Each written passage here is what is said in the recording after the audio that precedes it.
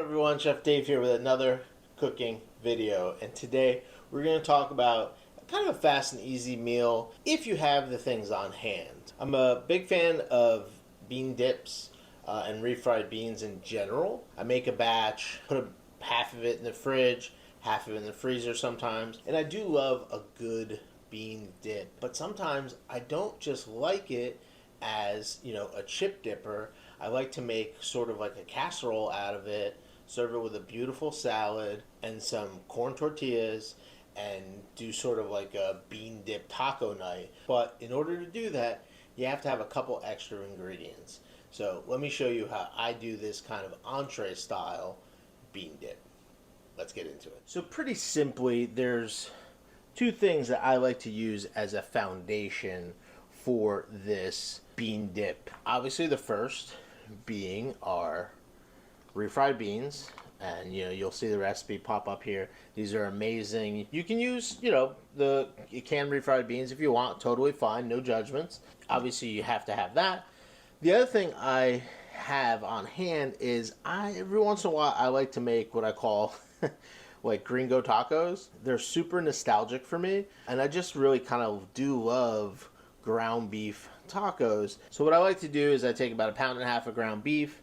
I make a little taco seasoning mix, a little bit of flour, saute the beef, add my spice mix, my flour, cook that down together, add a little bit of diced potato to bulk it up, a little bit of water just to make everything kind of amalgamate, and then just braise that down in about 15-20 minutes. They usually make a decent amount. When you only live with one other person, you usually have leftovers. But you can do this in the moment as well, just using your favorite kind of taco ground beef or ground turkey or chicken, whatever you want. The combination of these two is what really gives this the bulk and makes it worthwhile as kind of an entree. And then for garnish status, here you can kind of go almost anywhere you want. I've got obviously some shredded cheddar. We've got some pickled red onions for garnish.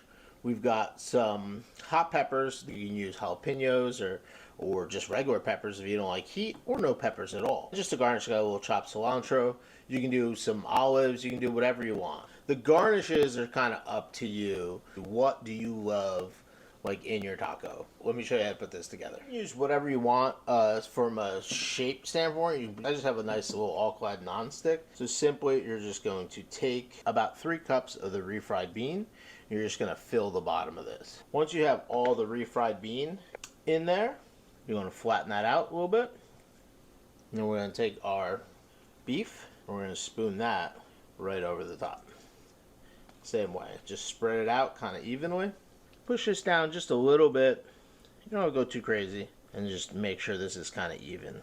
So now at this point, for me, these things are ice cold. I don't want to put the cheese on top right now because cheese will end up cooking and browning before everything's hot inside. So we're going to put this in the oven as is for about 20 minutes. If you are making this a la minute and you have a layer of bean down and your beef is hot, I would put this in the oven for about 10 minutes and then put my cheese on. For now, we're going to put this in a 375 degree oven for 20 minutes. Now it's time for the cheese. I'm just going to put the cheese right on top. You can put as much or as little as you want, just like that. With the cheese, we're going to do our hot peppers. This way they get a little cooked. I like it hot, so this is perfect for me. Boop, boop, boop, boop. Boom. Now we put it in the oven for 15 minutes. Look at that. We got a little fat from the beef that's risen to the top, which is fine. No big deal. Now you can leave that there, or you can just take a spoon and take any of that extra fat off. And now from here, we're just going to take some of our pickled onions, garnish right on top. Some of our cilantro. Now you don't have to use it. Sprinkle right over the top. And if you want, take just a little bit more cheese over the top. At home, I would serve this with some nice rice and some corn tortillas, and you've got just a killer meal. Give this a try at home. I guarantee you won't be sorry. And that's pretty much it. Short and sweet, easy to do at home, absolutely delicious. That's the most important thing.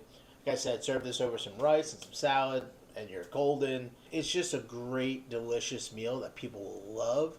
And all in all, in the oven, you're talking about probably about 35 minutes or so from cold. This is a perfect case of having stuff in your fridge ready to go to put meals together for your family and for yourself. Like I said, give this a try at home. Love to hear about it. If you enjoyed this, make sure you like, comment, subscribe, and ring that notification bell. And we'll see everyone on the next one.